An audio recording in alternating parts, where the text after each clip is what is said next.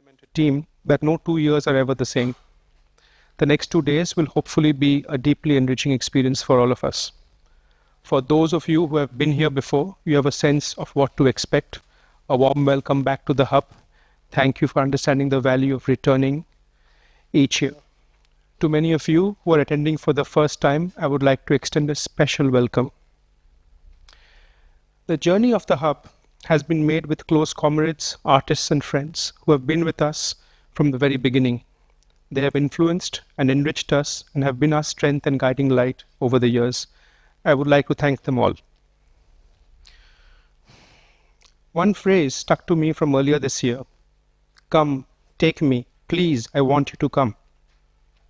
The voice of Hind Rajab, the 6-year-old Palestinian girl surrounded by a car full of killed family members, ricochets through my mind almost every day as a cry for help, as an appeal to stop.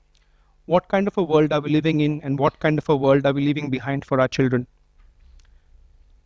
That voice has to echo in all our minds, and we have to imagine what it means to be in that car as a small child, crying for help, while 335 bullets are pumped into her cousins, her other family members, while she pleads with us all. We have to listen and remember forever, for we truly believe that learning comes from listening, and conversations are at the core of expansive thinking. And that is why we return each year to the hub, to listen, to speak, and to constructively debate. In a world that we struggle to make sense of each day, the hub offers us an opportunity to pause and reflect, to share and be vulnerable, and to dream and to imagine. We are honored to have amidst us some of the most forward-thinking minds in curatorial practice. We will listen to incredibly sensitive individuals who have built exhibitions with such care and attention that spark conversation over time and place, and have written texts and spoken word that question truth to power. Through the next couple of days, we hope to build a collective energy that sparks intimate conversation, ensconced in the deep nurture and care of us all.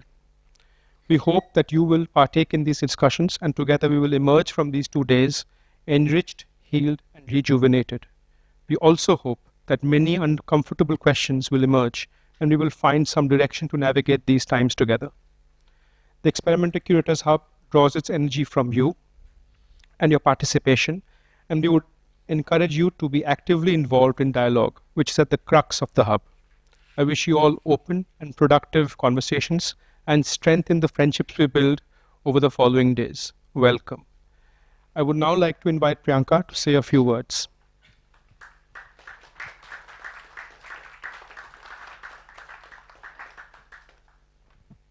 Thank you, Prateek, and welcome everyone. It's such a pleasure to see you all gathered here from all around the country and the world. We really value the effort you have made to be here with us.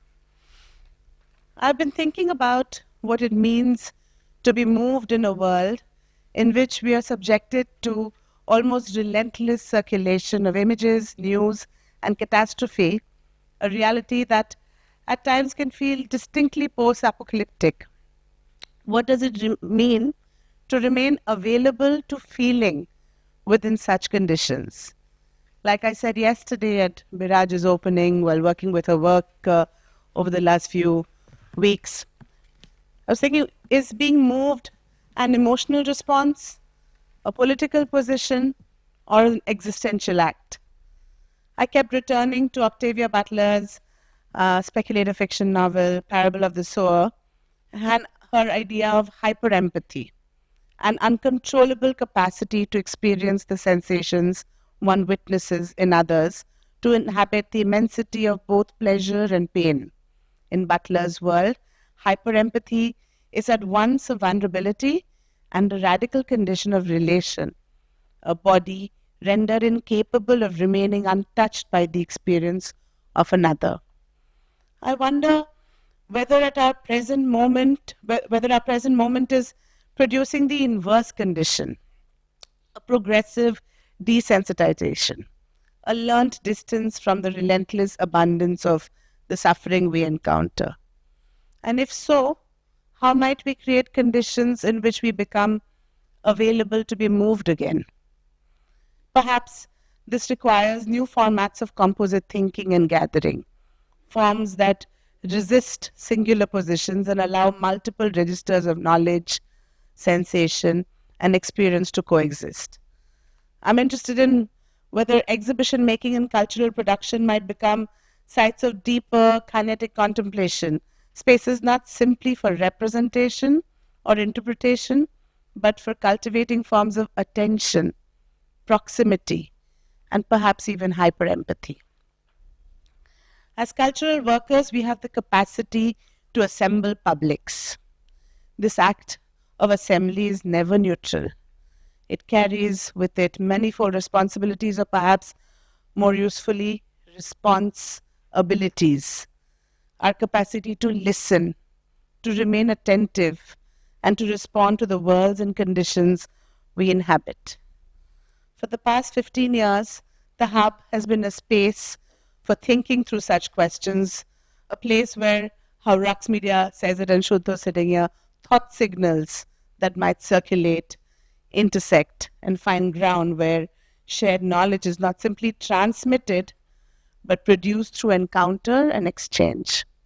My hope is that this year too, we can share freely and learn from one another, that we might encounter new and resonant methods and models of thinking, gathering, and exhibition making. And perhaps together we can continue to consider curating as an expanded form, not simply as the organization of objects or ideas, but as a practice of relation, attention, and response. With this, I welcome our speakers who've traveled from various corners of the world, each of whom have questioned hierarchies dominating our world and have underscored the importance of collaboration, community building, and dissemination of knowledge. We have followed your work for several years. Some of you have been long and deep friends of ours, and we have learned from you. Thank you for the work you do. Welcoming Arnika Aldak, Gabby Nobo, I'm going to learn to do it better by the end of the Hub, Diriyah Contemporary, Nikhil Chopra, Sabih Ahmed, Sepak Yajyama, Tarani Malik, Shabir Hussain Mustafa, and Zoe Butt. Welcome, very, very well welcome to you. We're so grateful that you're here.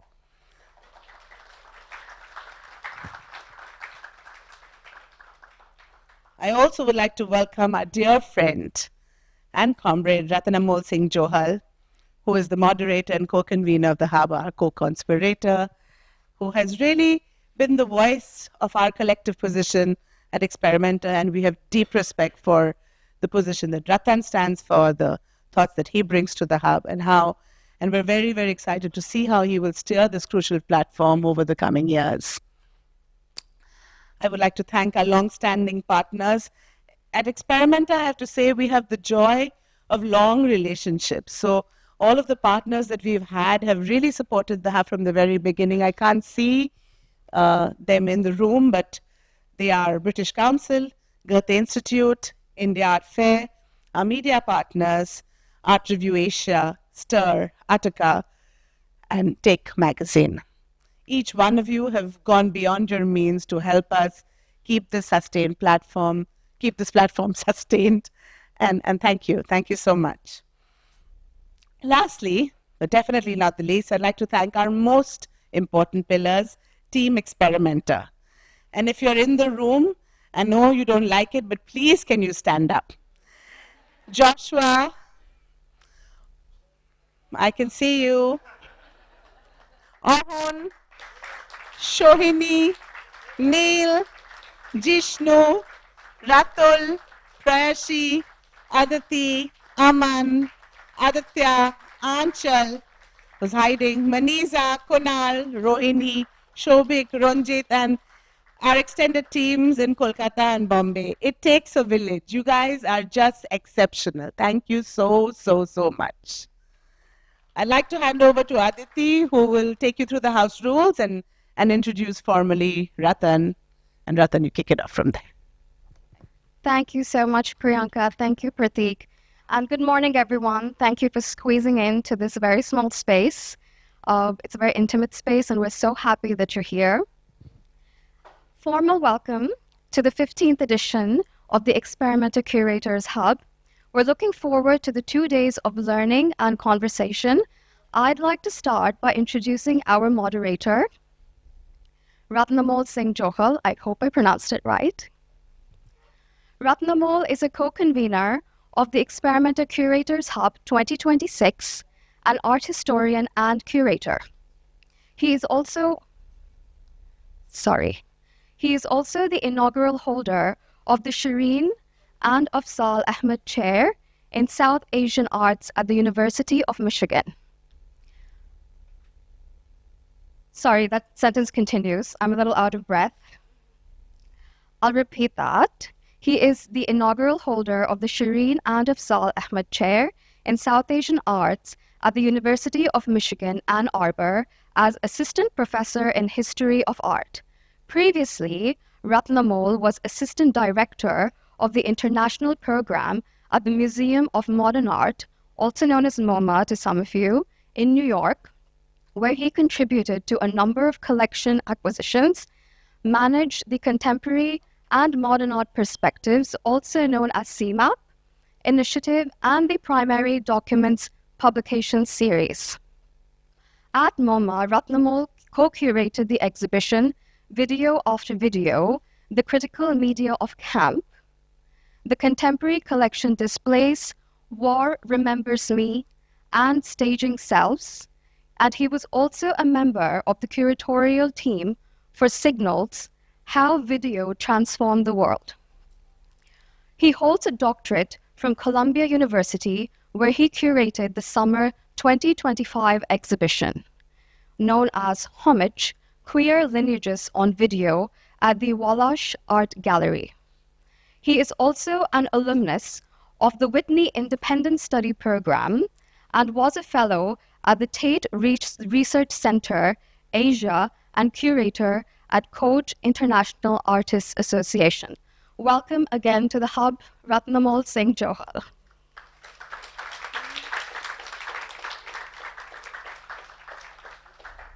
Before we begin, I would like to share a few house guidelines to ensure a smooth running of the program. We are trying very hard to start on time and finish on time, and also give you your breaks on time. So please do not enter or leave the venue during the presentations. We will stick to the schedule with breaks in between, during which we request that you wait for those breaks to leave or enter the room if needed. Please do reach out to myself and my team members if you need help navigating the space, such as use of washrooms or to find water. There is a lunch break between 1 to 2 p.m., during which you're free to exit the venue for lunch. Please feel free to ask our team members at the help desk up front where you registered for restaurant or cafe recommendations, and there are plenty nearby. We request that you come back by 1:50 p.m. before the hub continues. All presentations are about 30 minutes in monologue and another 30 in dialogue. We request that you save your questions until the end of each presentation, please. The hub is designed for in-depth interactions with the speakers, and we would encourage you to be as communicative as possible and partake in discussions. Photography and videography is permitted, but we requested that you please not use flash. And if you are posting on social media, a kind request to tag us and the speakers, please. Please stay until the concluding session of the day. And finally, please keep your mobile phone switched off or on silent at all times, and please refrain from answering phone calls during presentations and discussions. Yes, it has happened in the past. Again, thank you so much for being here, and now I'm going to hand over to Ratnamol. Thank you.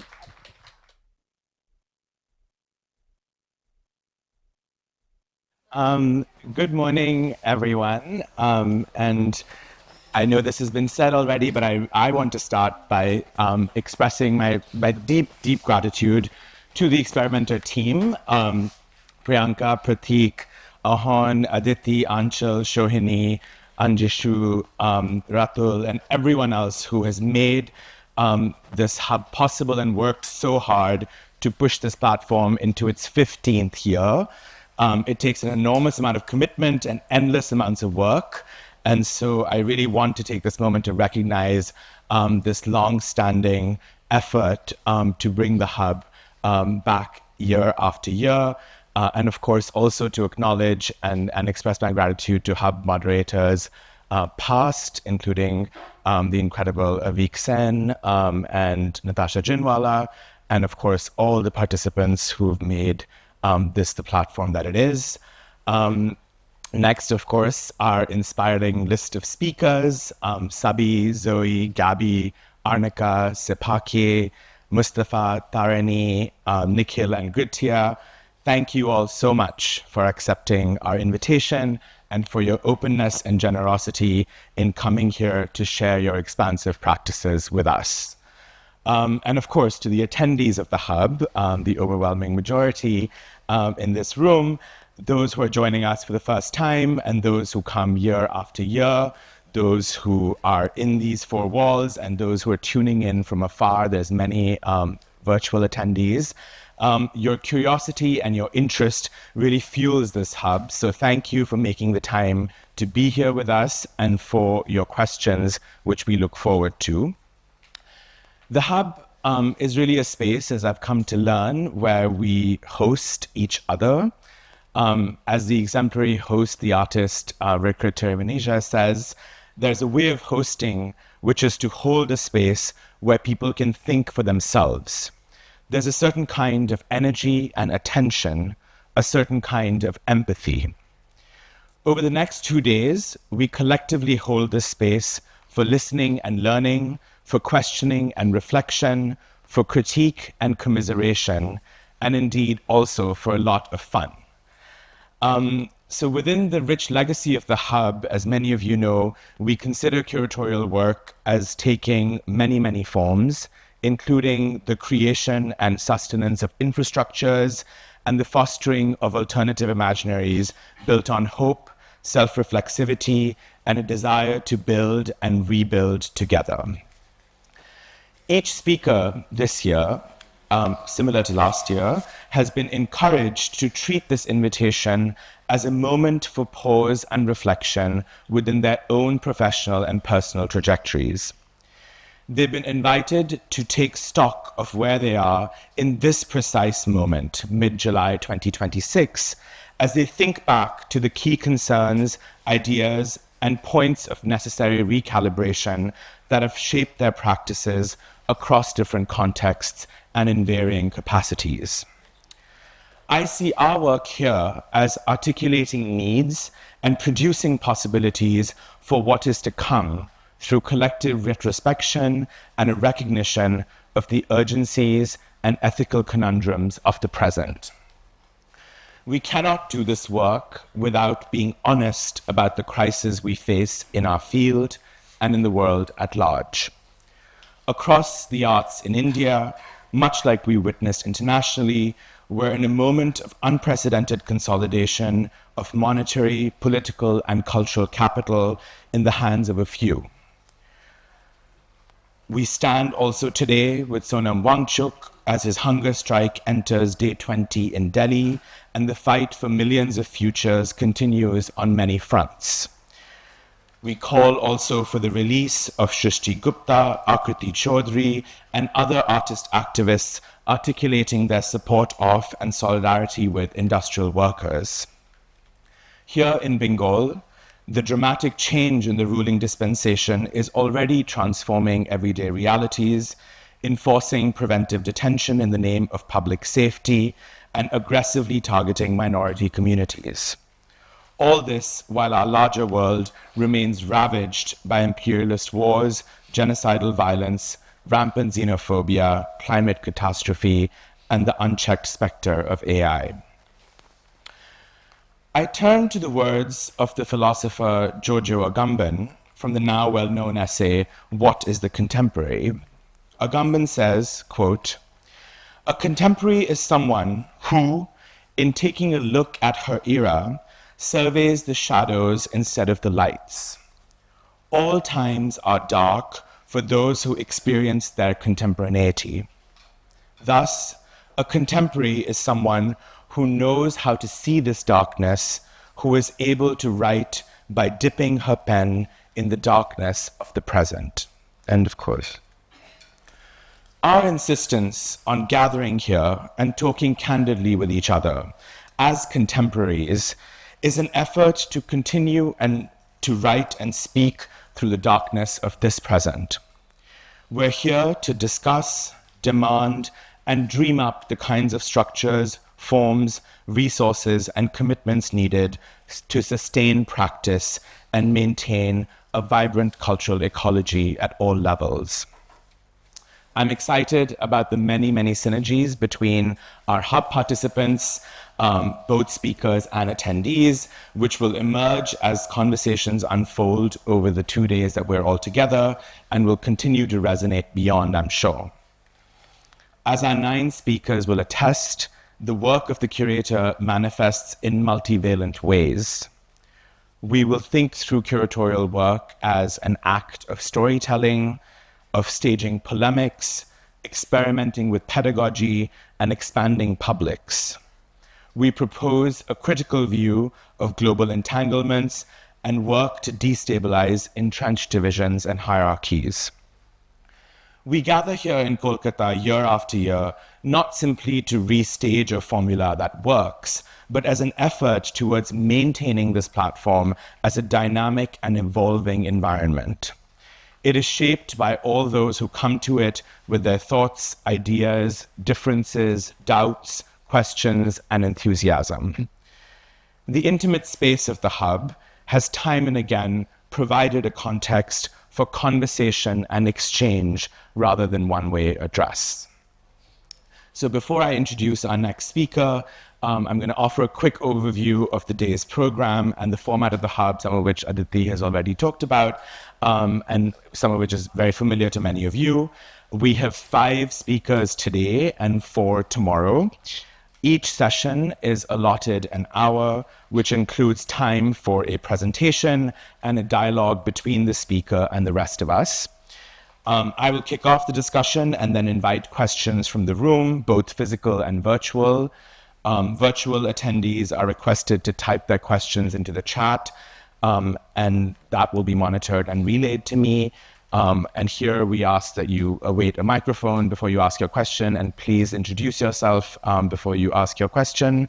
And do keep your questions concise so we can have as many participants as possible. And once again, please double check your cell phones to make sure that they're on silent. Okay, so that's my introduction, and I am very, very delighted to present our very first speaker for the hub, Sabih Ahmed. Sabih is a curator, cultural theorist, and educator living in the UAE. His work focuses on modern and contemporary art mapped through diverse itineraries and interdisciplinary formations. He was the co-artistic director with Nora Razian, another hub alum, of the Diriyah Contemporary Art Biennale in 2026, earlier this year, titled In Interludes and Transitions. He serves as a projects advisor for the Ishara Art Foundation, where he was director from 2020 to 25, leading the strategic direction and expansion of the foundation, curating solo and group exhibitions, and initiating artist-led curations and international partnerships. Among the shows he worked on there were Shilpa Gupta, Lines of Flight in 2025, and Navjot Altaf, Pattern in 2022. Sabih is the co-author of the 2023 book, Mass Traffic, and his essays, interviews, and articles on contemporary art have been published widely. He's currently also a visiting professor at the Nuova Accademia di Belle Arti and has lectured in universities in Asia and Europe. He sits on the advisory board of the Sher-Gil Sundaram Arts Foundation in New Delhi. Sabih returns to the hub after 8 years, having presented here in 2018 when he was still a researcher at the Asia Art Archive in India. So welcome back, Sabih.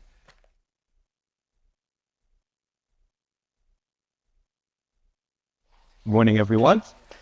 First of all, of course, a very big thank you to Ratan for this generous introduction, but also in framing the context in which we'll be speaking today. And of course, to Priyanka, Pratik, the experimenter team, for the incredible detailed organization and hospitality. When I arrived at the hotel yesterday, I was welcomed by the hotel staff as a welcome to Mr. Chopra. So I accepted the file of Mr. Chopra, and I met Mr. Nikhil Chopra last night, and we decided that we're going to just swap presentations. So I'll be presenting as Nikhil today. And, well, it's not completely a joke because it is about choreographies, and I mean, I may as well speak about Nikhil then. But when Ratan invited me to participate in this year's hub, he was categorical that he would not like it to be just a show and tell of a project or recent exhibition or something like that, but rather a journey through anchoring concepts.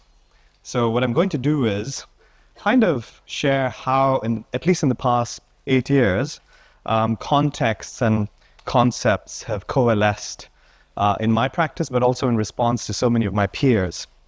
Now, for the past 6 years, I've been living in the Middle East, which some people refer to as West Asia, which some also refer to as the GCC, and some as the Arab world, and some as MENA, which is Middle East and North Africa, and some as Manasa with India not marked, India and Nepal. It should be, but I guess until we resolve our passports as our identity, I think we could just let it be not colored.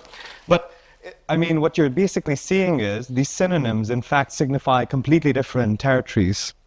And so, and I haven't even mentioned the Arabian Gulf, and now increasingly, after everything that's been going on in the region, the Persian Gulf, which are not the same thing either. And each of these names then signal the kinds of histories and relationships one wishes to foreground, because one is a geopolitical and strategic definition, primarily created to serve the British imperial interests and later American imperialist interests, and that's why you hear terms like the Middle East on all news channels, from CNN to Fox to Al Jazeera, you name it, right? But I mean, West Asia is more of a geographic reorientation from a different vantage point. The GCC is a political and economic formation. The Arab world, a cultural and linguistic identity, also referring to member states of the Arab League from the past. And MENA, which is more administrative, it has developmental agencies, diplomatic configurations, including the UN, the IMF, World Bank, and policy research going on. And Manasa ends up with India and Nepal, that should be colored, in Bangladesh and Sri Lanka as well, which then also include the demographics that are shared across this vast region, as well as the climatic institutions that affect infrastructures and policies again. Now, you realize that each of these names are never just names. They define the contours of where one belongs. And how do you understand belonging when the contours of regions that some people want to identify with expand and contract all at once, not even over a period of time, but also when trajectories of someone's movements define that person in very specific ways. So many people coming together in the same place would be coming from completely different itineraries and trajectories, which actually shape what one thinks about belonging into a question which is not where do you come from, but where all are you coming from, right? It's a very small shift, but that changes a lot of things. So perhaps more than territories, we need to rely on vectors, and where it's not a movement from point A to point B, but rather an inhabitation of AB as a line, and therefore a complex lattice work of many such lines that are intersecting. And then one does not therefore have to rely, or one has to rely, but also contend with not just the cartographies of power, but also rely on choreographies of life as a political kind of assertion. Ranajit Guha, in The Migrant's Time, in one of the post-colonial studies volumes in 1998, had written, and I quote, "To belong to a diaspora," and then he pauses, and then he continues, "I wrote down these words and stopped. for I was not sure one could belong to a diaspora. Belonging is predicated on something that is already constituted. What would the first migrant then remain excluded forever from a diaspora because the place is not already constituted, or the concept is not already constituted? But one may also further say that it never is. It's constantly being redefined. And so when one thinks about being diasporic or being in movement, in intense motion, you're not just multilingual as many of us here, or all of us here might be. One's also multitemporal. One's inhabiting many times at the same time, both metaphorically but literally time zones. You're acutely aware of another time zone because a loved one's right now there, right? So to inhabit such conditions, I think, is something that is increasingly being felt all the time. And you realize that the dominant language is not necessarily catching up with that, right? Is still framed by assertions made actually under very different kinds of political regimes and impositions of how what constitutes you. Now, because I've been in the UAE, my entry point was not actually for the first time through Ishara Art Foundation, which I will speak about. It was actually just growing up in Saudi Arabia in the 80s and 90s and then moving to India.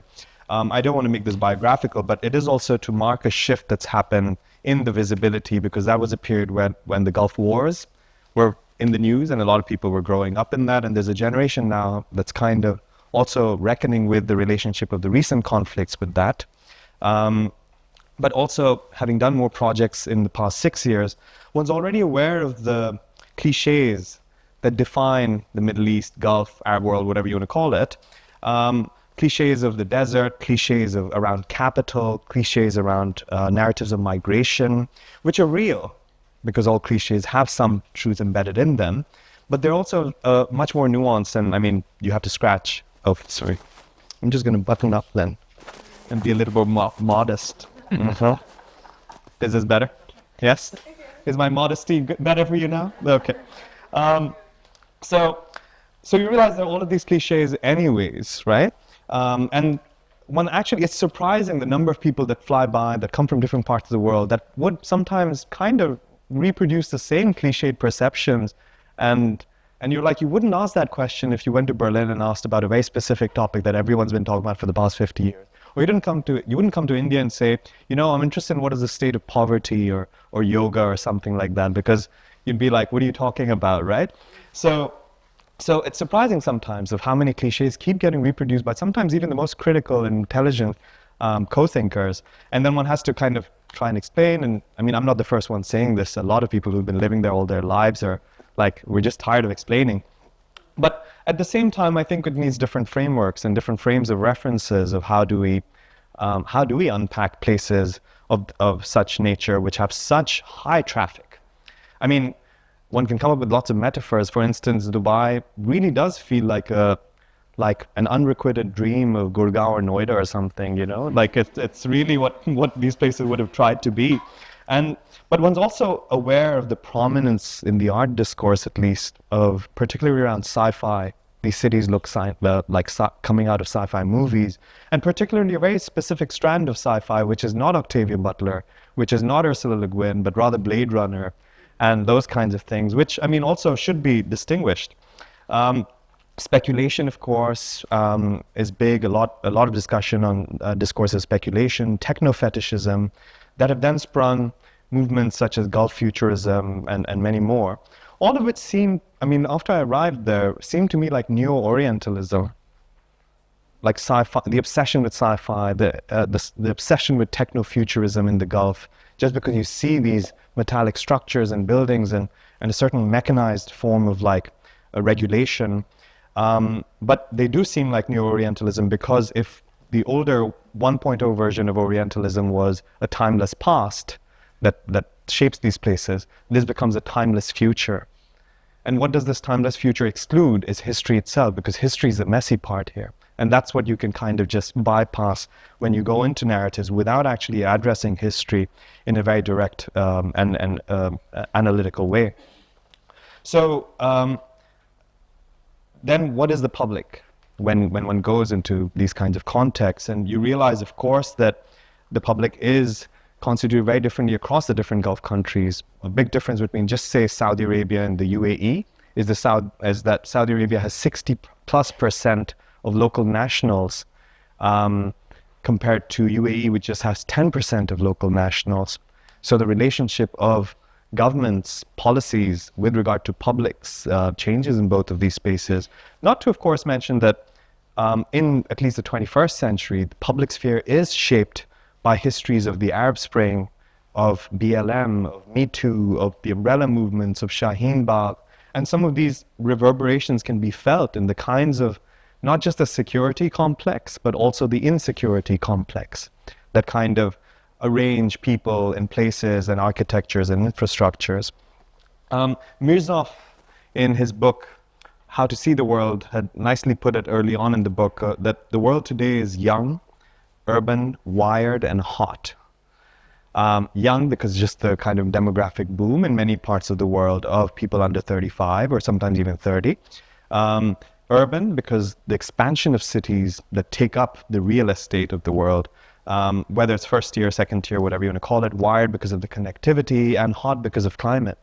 All of this really applies well sometimes when you're living in these places, the young, urban, wired, and hot.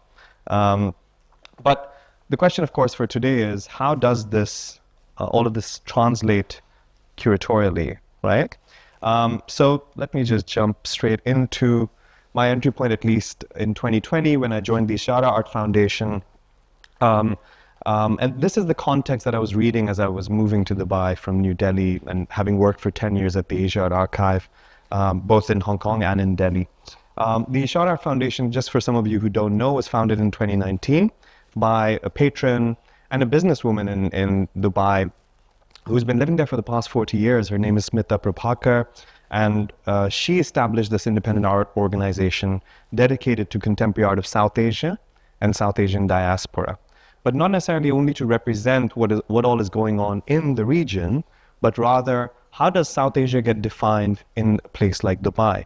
And so together with Smita and the team, all of us were constantly questioning that South Asia is not a region that you refer back to and other places become outposts, but rather the definition of South Asia, for instance, is differently imagined, conceived, inhabited, lived from Dubai, from Johannesburg, from London, from Singapore. All of these produce different definitions of what is South Asia and what does it mean to be South Asian, because the political and contextual pressures are different in all of these places.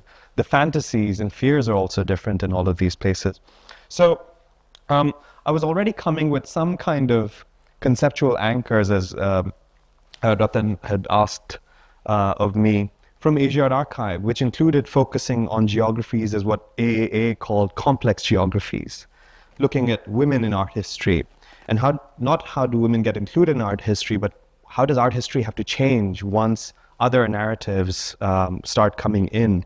Multilingual histories as well, and how they kind of reshape discourse and concepts that one wants to build on. And this is what led to at least some of the curatorial imperatives that I started working with as I was with Ishara. First, to consider producing discourse is integral to producing artworks rather than a discourse following the production of artworks. The discourse doesn't come after or around artworks, but in fact they co-constitute each other.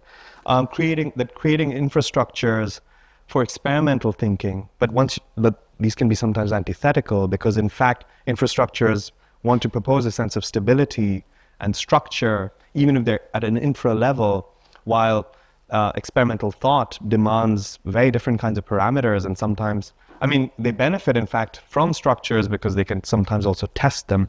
And of course, participating in peer networks, which fundamentally are both formal but also informal. So we all talk from positions of institutions, what institutions do, but what is the work that is being done outside of this symposium, outside of the institution, and that being extremely important for building milieus that I'll talk about later. So these three conceptual anchors for me were also shaped by the kind of programming that I was doing at Ishara, in shaping something that in fact congealed in quite a strong way after having worked on the 11th Shanghai Biennale in 2016, which was curated by Rux Media Collective. So I was on the curatorial team, and it was titled Why Not Ask Again?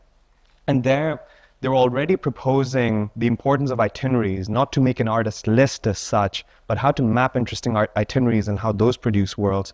In fact, the Shanghai Biennale that year opened practically a day away from the announcement of President Trump. So it was kind of feeling like a different era is kind of setting in. And we're working on this Biennale from China, which is also an interesting position vis-a-vis the US. So thinking about itineraries rather than inventories. And when one's thinking of itineraries, it's not just itineraries or journeys of individuals, but what kind of collective journeys are taken. Thinking about constellations the way Okwi would, but not just constellations that are static, but what happens when constellations are moving or hurtling in the universe. Thinking about assemblages rather than taxonomies, which then go into assemblages of not just objects or artworks or images, but also their relationship with annotations, citations, metadata, the kind of meanings that also assemble around exhibitions or around artworks, and the people that come with them. Nentara Gurung from Photo Kathmandu had put it very beautifully of thinking about clustering, thinking about gathering, assembling through what she described as imperfect solidarities. It really takes you into a place where it's not about just filiations based on complete homogeneous agreement, but rather many disagreements that also come within coming together, you know. And then, of course, thinking less about themes for exhibition making or projects, but more about methodologies. And so in this, an exhibition doesn't just become a receptacle for artworks or ideas, but also an exhibition can serve as an observatory, for instance, into what Rux at least describes sometimes as the deep present, because sometimes it's easier to know what is in the future or the past than it is to know the deep present, is something that they describe. There's also a Soviet joke that it's easier to predict the future than it is to predict the past. And, well, we can see why. So some of these things practically translated literally with one of the exhibitions that in fact was curated by Sohrab, who's with us today. It was titled Growing Like a Tree. I'd invited him to curate, and he never curated before, but I was aware of the kind of peer network within which he participated, operated. And I was also interested in a kind of velocity of images that seemed to be a constant preoccupation. What do I mean by velocity of images? It's, on the one hand, the velocity of the circulation of images in an age of viral memes and things like that, but also the pace at which you encounter the image. Like if a moving image is XYZ frames per second, a book is a moving image of, say, 1 frame per 8 second, right? So I think Sohrab's been interested in that, and I was interested in these kinds of questions coming into the context of the UAE, where technology, virality, all of these things are central. But also, I mean, this is right after COVID, so, I mean, one was constantly online. So by calling Sohrab in, he created this beautiful exhibition where we realized that actually there was a side of annotating and exhibition making that he was bringing in based on my invitation, but there was also the institutional side that I had to perform. And so this was Sohrab's concept note, which we then placed in the exhibition. And then we had the exhibition wall text, which was not his curatorial note, but my note, or rather Ishara's note on the side. So one can see the concept note as this in that period. And it also then developed into a kind of, well, I wouldn't say homage, but a kind of an exhibition of just multiple citations, starting with the citation of Dainita Singh's Sent a Letter. And there's a beautiful story behind it, but I'm not going to share that just in the interest of time. But this was the first kind of Sohrab's own copy of Sent a Letter that was placed in the exhibition on a pedestal, and various clusters of images, sounds in relation to what Sohrab's been interested in as a kind of sonic approach to images, right? And I will talk about sonic and how we approached it, because I think everyone's talking about it. And so this exhibition took on 3 iterations, 2 in Dubai, 1 in Goa. And this is just a before and after from the first image, first iteration to the next, where the packets, Nepal Picture Library was before this, and that cluster, looking at women's movements and women occupying public space in Nepal, kind of then just sort of goes virtual, while the packets installation, the heavy weight of tiny little things keeps spilling out Epson printer kind of feeds all the way from Sri Lanka. I'm going to just make 3 exhibition cases, and then we'll quickly go to the Biennale as well. Then in 2022, a year before the COP28 climate conference that was taking place in the UAE, it felt like a good moment to also reflect on notions of ecology, but also the social and how these two are embedded, with an artist who's actually been practicing ecofeminism before the term became fashionable. And so we did this exhibition, kind of reading into a long trajectory of her practice, but also using 2015 as a starting point of a work that she'd made, which is the mural on the wall, kind of talking about a new language around the climate, around weather, which was kind of abstraction, which is data abstraction.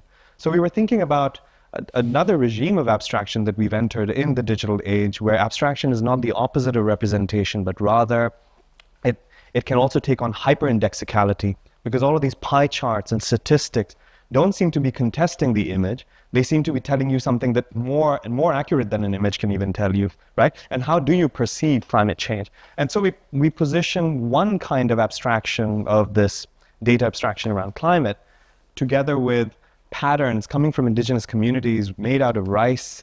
And we source this rice actually from Dubai, from specific communities and like Pakistani workers there, creating 2 kinds of patterns in conversation with one another. One speaking of a kind of abstraction that is closely rooted in land, but also bodies, and the other that is completely uprooting any notion of embodiment or experience. We also created a library, because reading is not just a private activity, not just a solitary activity. So many sites of protest, including spaces that Navjot has started in Bastar over the years, are also in fact reading spaces and libraries of their own.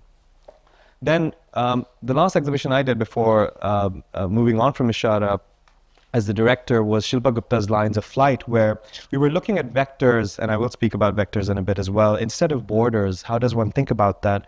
And I mean, we were looking at borders, not just, for instance, in her work between India, Bangladesh, or Pakistan, India, but also lines of enunciation, borders of what can be said and cannot be said, the invisible borders, and how her practice has for a long time been engaging very interestingly with both borders. There's an obsessive relationship with borders. You cannot cross this line.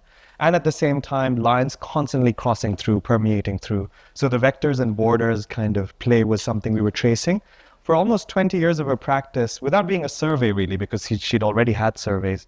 An exhibition that talked about really a cough syrup that was banned in one place and then has to cross borders illegally and becomes contraband. So those kinds of things, or listening air. Some of you might have seen this in Kochi Biennale. How many minutes do I have? 7, 8. Okay. I'm going to speak about this very quickly because I want to go to the Biennale. But I mean, this is just to illustrate the kinds of collaborations we were doing with Shar-Gil Art Foundation, with Jameel Art Center, and also, say, Columboscope here back in South Asia, where Natasha and Anushka had curated language as migrants. So we were interested in migration, not just of bodies, but what happens when words migrate, because with words come worlds as well, and they create language worlds. So, like for instance, there's a fantastic novel which maybe by now many of you would have come across, Deepak Unnikrishna's Temporary People. He's a writer and novelist based in the UAE, teaches at NYU Abu Dhabi. And one of the chapters in this book, the book is basically about the tongue, that's language, hands, that's occupation, and home, which is both tangible and ephemeral.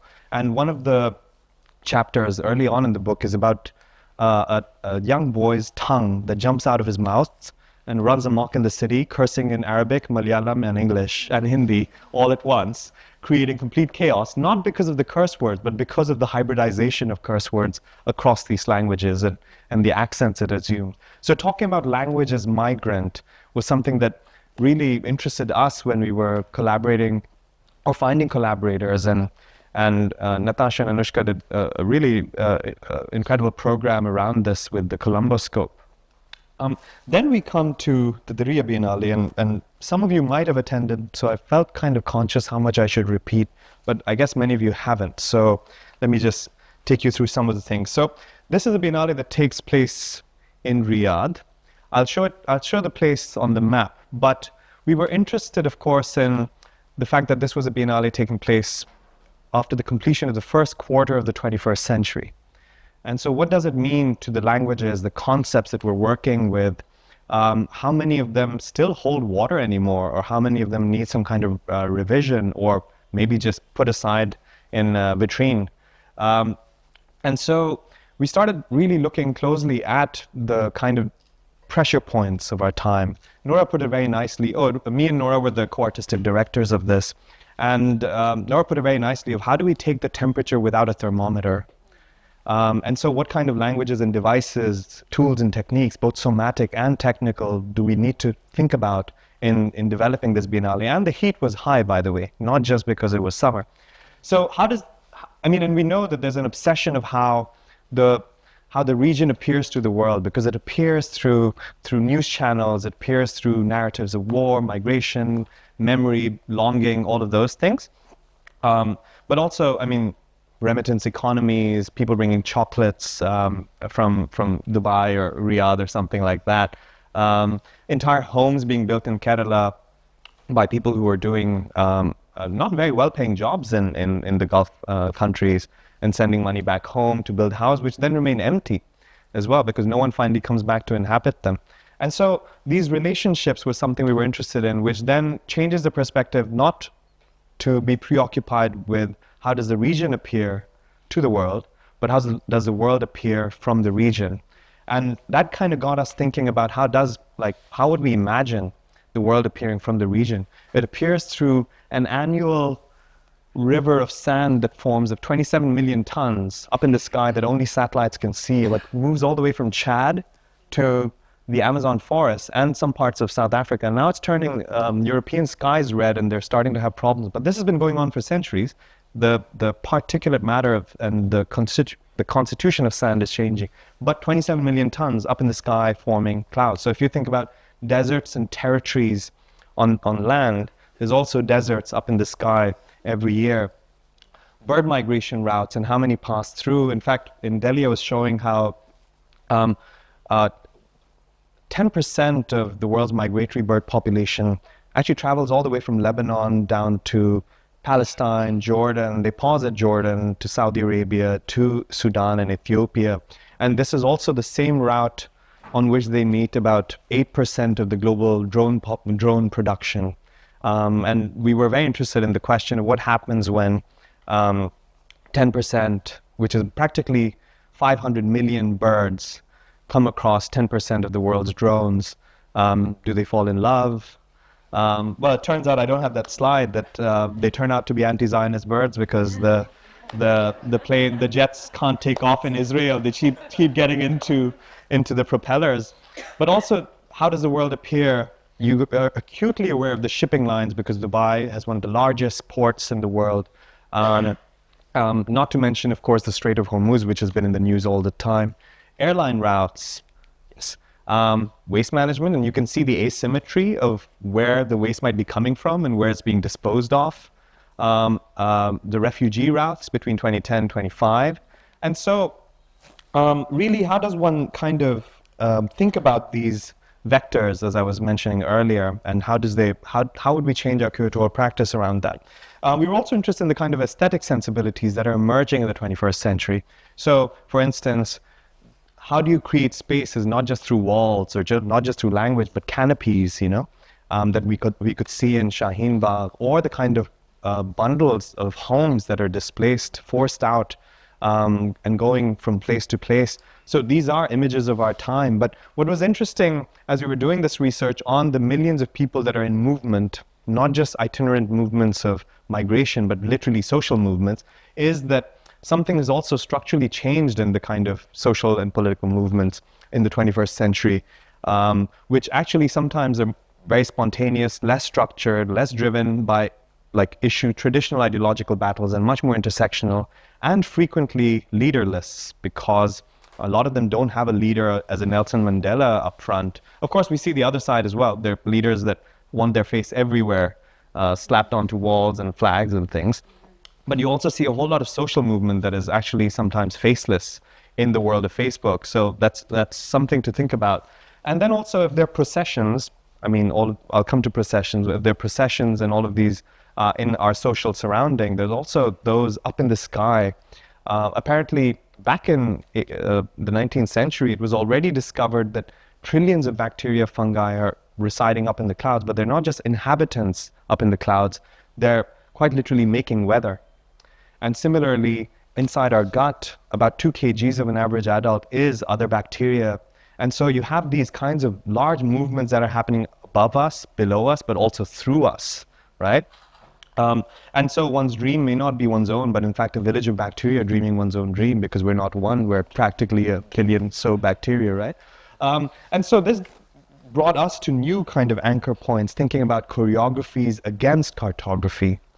Choreographies of power and resistance, of course, thinking about vectors and milieus rather than borders and territories, thinking about the sonic as a method. Why sonic as a method? So the Biennale did not have a lot of sound works necessarily, but we were thinking about how does one curate thinking sonically. And in thinking sonically, it means to think about relations that are formed by echoes, reverbs, amplifications. An archaeological artifact, I mean, the sonic was also a kind of way of contesting archaeological approaches or museological approaches that put things in fixed places, and rather seeing things as the way Edward Glissant described it in his formulation of echo monde, talking about trembling with the world, not trembling in the world, not having the world tremble around us, but us trembling with it, kind of like being tuning forks.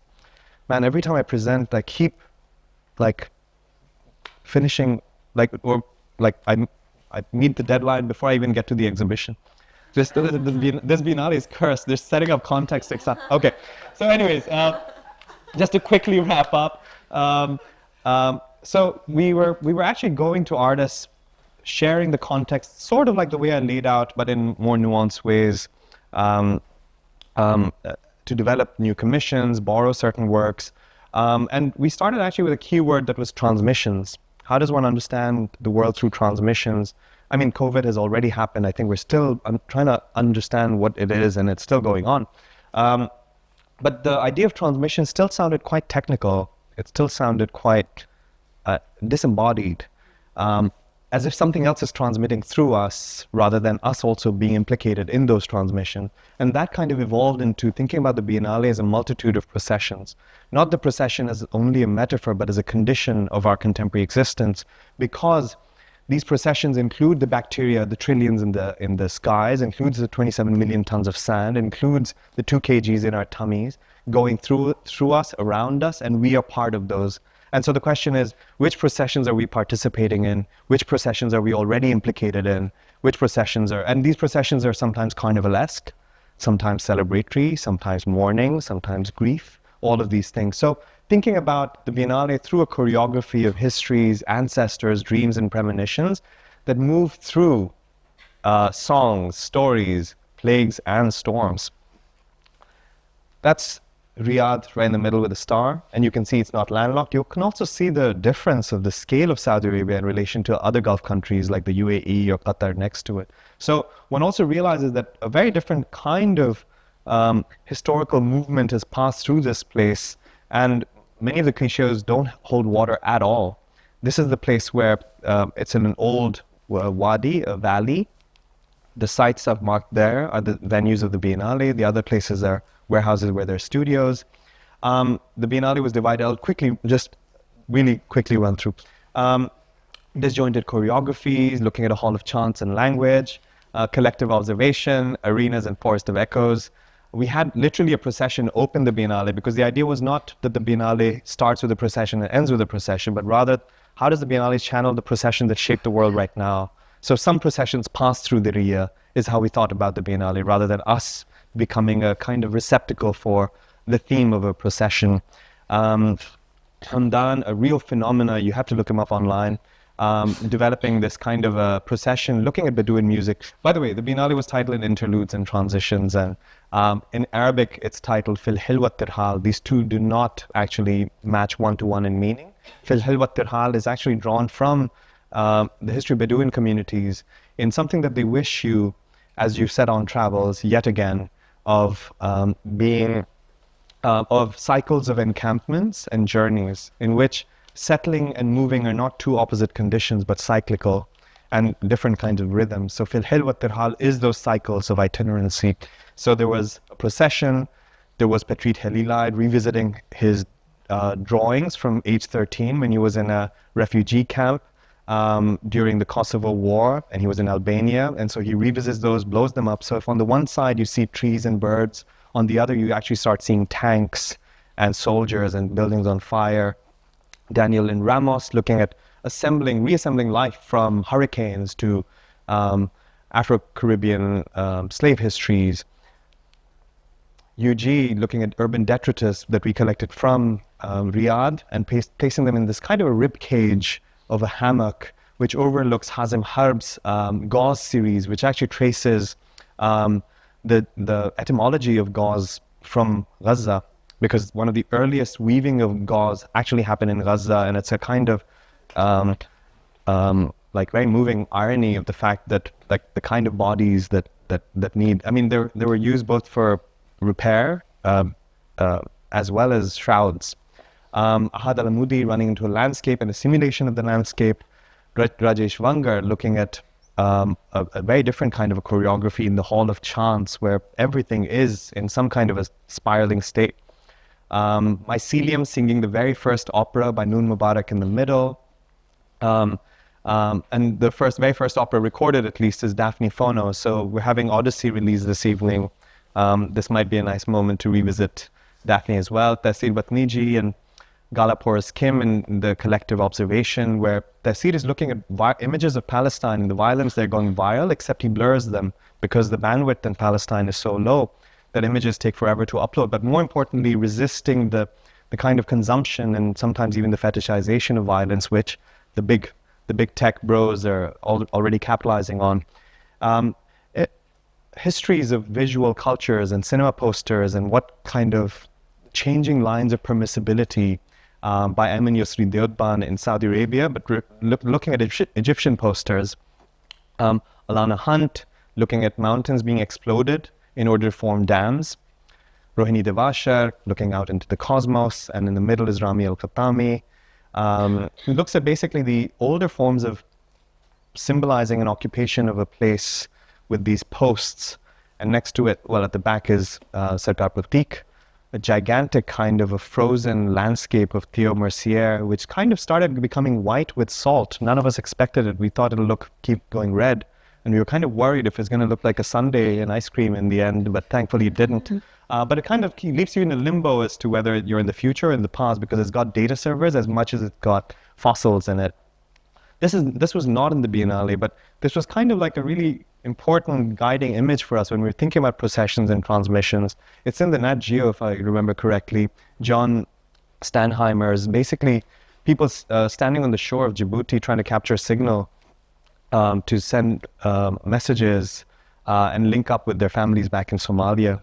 Oscar Santian, Aziz Hazara, who looks at Shabnama, and basically chronicles of the night. I mean, an interesting trivia here is that, I mean, he used footages from night vision goggles, and when he's used these night vision goggle footages left behind by the US military, now they're just sold cheap, and those same night vision goggles are now used for sighting the Eid moon by a lot of the religious clergy over there.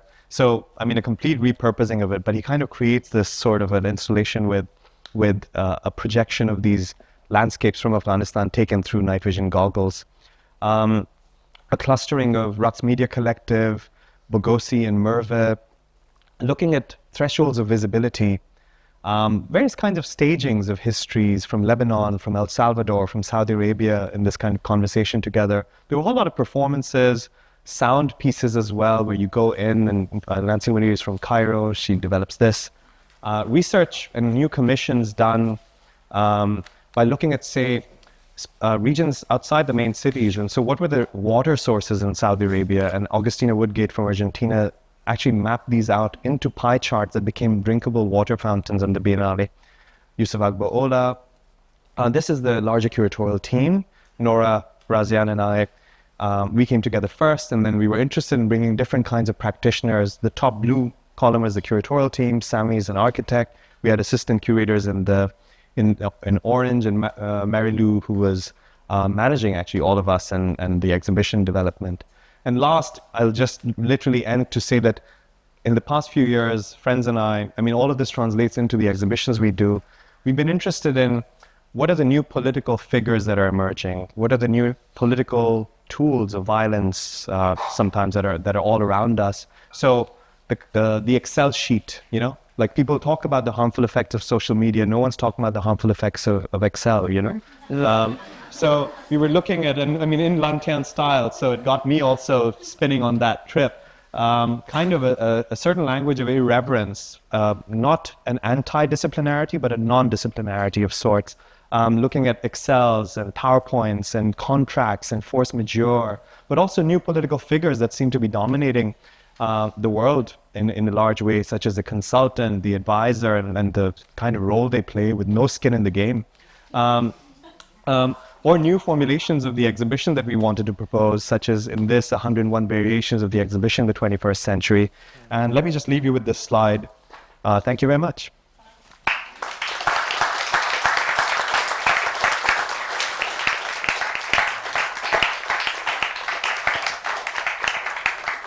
Thank you, Sabih. You did manage to touch on many conceptual threads. And we have a few minutes to try to unpack a little bit more and maybe go back to some of the conversations that we had preparing for this as well. And I think the first question that I really am keen to ask you, also in response to the critical imperatives that you articulated for your practice, is this question around publics. It's always, you know, very compelling, obviously, to see these fantastic artworks installed wonderfully in this Biennale. But I do want to kind of understand from you, in all of these years of working both in India and in the UAE and Saudi, how you've kind of approached cultivating and bringing along and constituting, not taking for granted, what the public really means in each of these contexts and for each of the projects that you've worked on. Of course, maybe you pick and choose a little bit and think about perhaps if you want to expand a bit on Diriyah's experience this year, because I think it also relates closely to kind of the question around discourse and practice and artwork, how that triangulation makes these concepts and ideas legible to larger publics.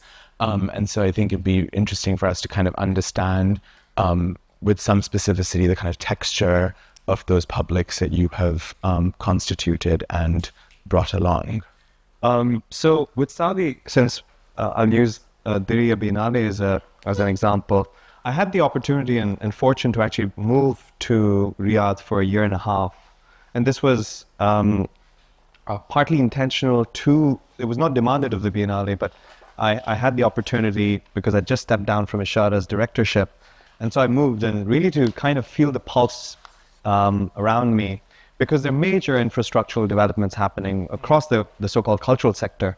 And so who's attending, who's visiting, and one thought like it would be quite a similar experience from the UAE, and say maybe UAE 15 years ago or something, when the scene was quite nascent. But then you realize there's nothing in common, absolutely nothing, except maybe an Arabic language in a different accent.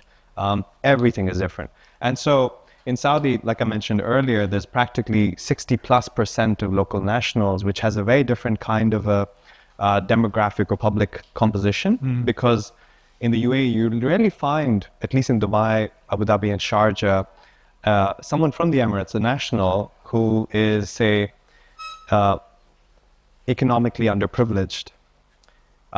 You'll only find dominantly a kind of elite group of people from the place Whereas, and of course, because it's a small population, and I mean, it's not like lesser wealthy people don't live in the UAE who are nationals. They, in fact, occupy many other cities such as Ras Al Khaimah and Ajmal and places. So, but in Saudi, because you have such a large population, you have various kinds of economic tiers. Your taxi driver is not from Pakistan, but either from Sudan or Saudi Arabia. I mean, mostly from Saudi Arabia. And so you're actually engaging with a very different kind of jostling of publics that are both local as well as, and by local I mean national, as well as those who've moved across time.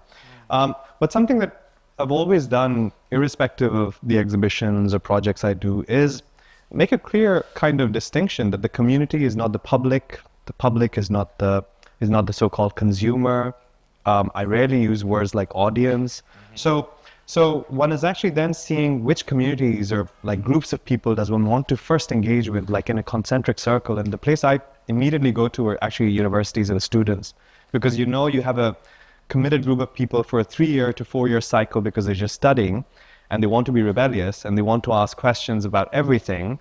So it really charges you up as to what is the younger generation's pressure points, what are they contending, and seeing that in relation to an older generation. I mean, I don't want to generalize generation, but you then see like the kind of shifting sands of opinions, priorities, and all of these things. So in Saudi, for instance, with all the cultural development happening in infrastructure, you have a very large population that is young and having opportunities. So their jobs in museums and all these places. And so they're coming in really hungry for learning and seeing and debating. And I think this is really, I don't think I've very accurately answered your question, but I mean, only to say it's a very unruly space. It is not a space of necessarily constraint, but a different form of articulation of cultural kind of assertions. And so I'll give one example. I go into a train from one city to the next. I'm actually sitting alongside a young woman. She's very fashionable. Of course, recently in Saudi, at least, driving for women has started. Public spaces are shared. In at least, I mean, many places, the mom and all, they were already, but shared. But in Riyadh, there was not that case. So now a lot of the public spaces are shared. So I'm sitting, I mean, my seat is next to this young woman. I'm with my colleagues because we're taking a trip together. And one of my colleagues, she pointed out that it looks like the person next to you is a bit uncomfortable. So very fashionable, like an influencer, but the kind of social codes are still not as well defined. So then I thought, okay, there's a seat next to me. I just sat there because there was a certain level of discomfort sitting next to a stranger. I'm not generalizing about everyone, but this was a specific case. It's a little bit like the young people who use mobile phones never call. They just message. The middle generation WhatsApps and then calls, and the older generation just picks up and calls, and everyone's like, what is wrong with you, right? So you're having the same device, but everyone's relationship with it, the social codes are completely unresolved. And that's what one feels in Saudi Arabia. The social codes are still being tried and tested, and the stakes are real. Because when you talk about shamanism there, that's real. Like, it's ominous. So, I mean, in Berlin or someplace, you can go all shaman, whatever, and it's cool, it's indigenous and everything like that. You talk about jinns. I mean, we had an artist working on an amazing project around feminine jinns. But, I mean, you have to be very sensitive with it because it can have immediate religious readings into it. And are you being disrespectful to religion or spirituality and things? So it was actually refreshing because there were stakes in it. Yeah. You can really see how these concepts land in different places. Yeah.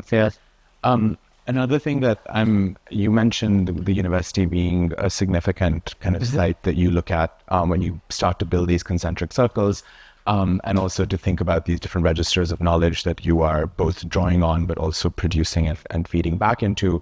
And I want you to kind of maybe reflect for us. Of course, I've known you since you worked at AAA for many years in Delhi and Hong Kong, to think about how you kind of build a certain kind of pedagogy that is also oriented historically and has a kind of archival sensibility to it. Perhaps your own thinking around the kind of work that you were doing maybe a decade ago has shifted through this relocation to a different context. And so it would be, I think, compelling for us to hear also as a return speaker to the hub, some of your thoughts on those questions which you invested such a great deal of time. No, thank you. On. I mean, your prompts I rarely go into a biographical mode, so I'm trying to resist that as I speak even now. Certainly a shift has happened. I mean, you can argue against it with me later, but I think the archive fever is over. Now in a state of like hallucinatory delirium or something, right? Archive fever. The archive fever is gone. Like that fever is over. I think it's a hallucinatory delirium or something that everyone's in. But besides that, it's not to say that the archives are defunct. I think what role they play and how they're constituted is very different now. And something that me and colleagues at AA would often talk about, which is translated also into this book, and a lot of the projects I do and teaching, which is that it actually emerged first in the Shanghai Biennale in an infracuratorial project that I was doing with Rux and this Hong Kong artist Sabih Ahmed, which is to be an archivist in the 21st century is kind of like being an archaeologist in the middle of an earthquake. You're not excavating, the earth is erupting. And so your relationship with the document, with the monument, all of this does not stay the same as it was, say, in a small period of time in the 20th century, in fact, a very short window of time. Of course, it still exerts its power because a state archive, a police archive, a hospital archive still command a certain kind of legitimacy and thing. So some of this has translated into the teaching I do, not so much to kind of only critique the archive. That usually becomes my starting point, but mostly what I teach is either media studies, art history, or curatorial studies. And the archive does have an important place to play in that, both in terms of the power that it exerted under certain regimes that now seem to be shaky, and other forms it's taken. For instance, I think both feminist critiques, subaltern critiques, critiques around racial equality have all shown that the archive is a very fraught site, and they've expanded the notions of where you locate memory, which is in oral narratives, which is in land, which is in technical shadow, digital shadows. So like the notion of memory is now relocated anyways, and I think we approach it that way in teaching. I see the 10-minute sign, so we're going to open it up to questions from the audience, or the public, I should say, not the audience. We have a microphone for anyone. Please raise your hand. Yeah. Nikhil, go for it. You can say. Yes. Hi, I'm Sabih Ahmed. Actually, no, I'm I'm Nikhil. Yes, right. Yeah. So I shall direct this question to you. I think that both Sabih and Nikhil shared a moment where they were both sort of in this position of thinking about the role of large-scale international public contemporary art exhibitions in the context of biennales that invite cities, and have a certain sense of civic responsibility, a certain sense of cultural responsibility. And Pratik so articulately sort of set the framework up for this exchange that we're having. And I thought a lot about the way in which you sort of articulated so correctly about the world that we are living is a young, urban, wired and hot. And I think all of those meanings stand very differently in the context of the Middle East, West Asia, and the problematization of the region and the way in which we refer to it.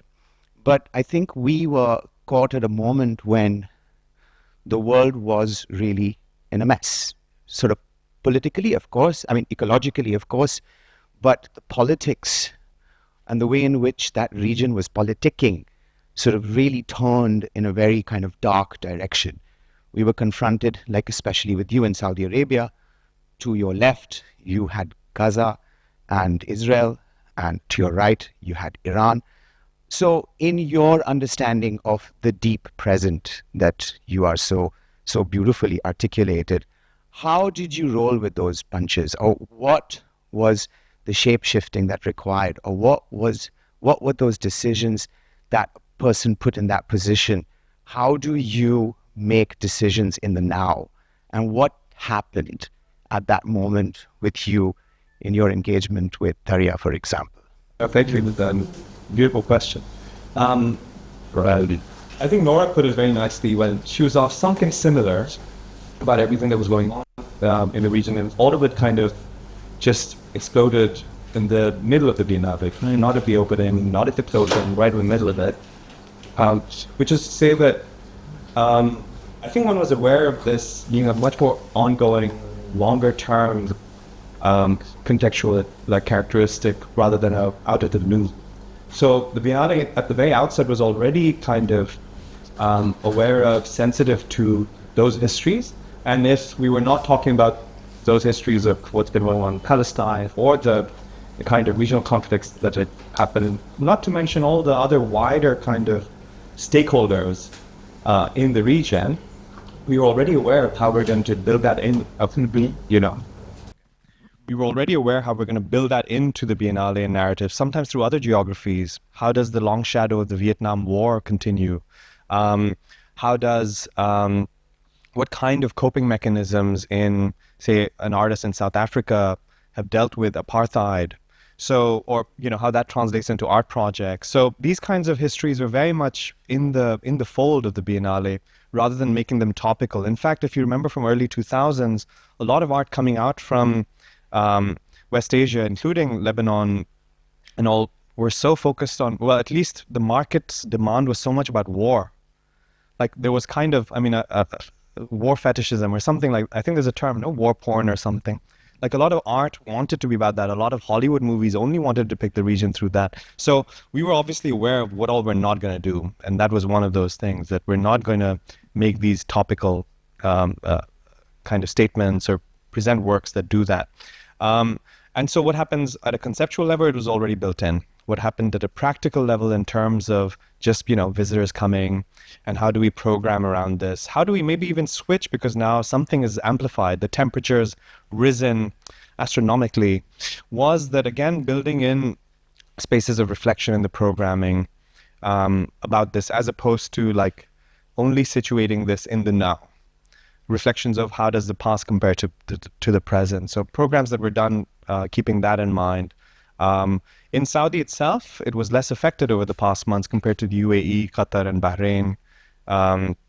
And so, in fact, a large part of the public sphere was very active, going places and coming to the Biennale. And in fact, it seems, I've only heard from a few visitors that I interacted with, that they found this to be a place really where you can end up, in fact, engaging with how others have coped with such histories. And that was very beautiful. I didn't expect that to be something we were going to see in the Biennale. I'll give an example of the Tehsil Batniji blurry paintings that we had from the Remnants series. These are images that have been going viral for some time now, not just now. He's only made the paintings more recently. So a large part of the younger population from within Saudi, they see these and they immediately identified it. They were they knew exactly which image this was, even though it was so blurred. And a lot of visitors from elsewhere, they were, for instance, okay, it's a beautiful blurred painting, it's resisting the consumption of violence and things. So you could see two completely different readings from the young, hot, wired crowd, and including, in fact, a generational gap between some. We looked at K. Fatah's project of the history of the first Arabic computer and how that circulated, and, So we were looking at all kinds of histories that kind of draw a different genealogy to the present, rather than fix it. Borges had a beautiful essay on Kafka saying that there are two ways to read Kafka. One is you read all the classics and then you say, now you can understand Kafka better. Or you read Kafka and then you have to completely draw a new line of ancestry across literatures. And so I think we were interested in rewiring genealogies, rewiring these kinds of vectors of the past and memory through the artworks. And really the artists stood exceptionally in that, in response to our prompts. So plenty of pictures. Correct. That was a very good episode. Yeah, one more for us. Yeah, I think Stein, but no, I saw those. Hi. Al? Yeah, I could just stand. We're trying to get you the video. Yes. My name is Sabih Ahmed. So the question I have for you. So first, I think it's really admirable to be a curator in a place like Saudi Arabia. It's really admirable to do curatorial work in Saudi Arabia. And so my question is, and you did speak about the friction between what is social norms and how are you engaging in your curatorial framework. My question is slightly more political, is that how you as a curator deal with the censorship practices in Saudi Arabia, which we know is fairly consummated, and how that affects both consciously how you create, and also, I think more importantly, how does that friction affect with your own personal political beliefs? How do you negotiate that? So my question is about both conscious curatorial choices and also pre-conscious choices that you have probably done unconsciously because you're already working in a country which has such strong I guess you're talking about self-censorship. Yeah. I think it's more about, something like that. I mean, it's a question that everyone asks first, alongside migrant workers. And so I'm glad you asked this, because I think in the past year and a half or two, we've seen those fault lines of what can be said, can be shown, and cannot have shifted and are really playing out all around the world. When we were entering, and Hood Al-Qasimi actually said it very nicely about the Sharjah Biennale once, that, it's not just about what's permissible to a state, for instance, or the state apparatus, but rather also if you want to make an exhibition or Biennale relatable to the public, you have to understand public sensitivities. And of course, one isn't wanting to just cater to populism or the public that way, but one finds a way of how to navigate this, of saying without saying directly, or finding ways of encryption. So actually, any conversation we had with artists, but also the publics, was to do there was a smirk of, we know what we're showing. There was a kind of legibility there was a legibility being produced that was not declarative.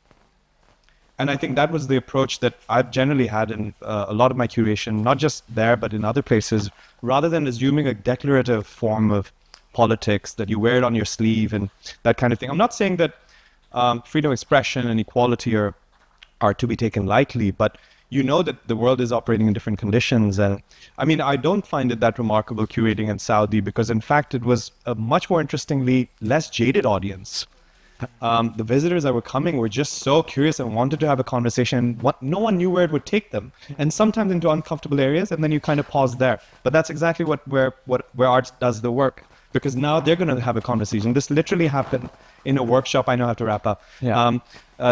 This was in a workshop we were doing with young hosts and people who were going to be docents, and there was a big debate about one painting, that is the artist subscribing to this or opposing this, or just a neutral reflection of this.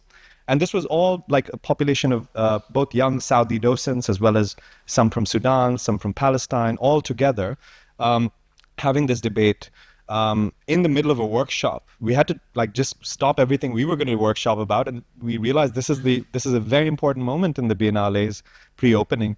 So we weren't so much preoccupied with what can and cannot be said, but how do you say without saying?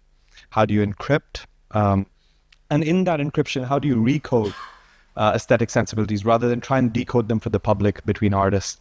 Yeah. And ultimately how the work can or cannot be contained as an artwork. Exactly. It's always more than what it is. Thank you so much, Sabih. A big round of applause.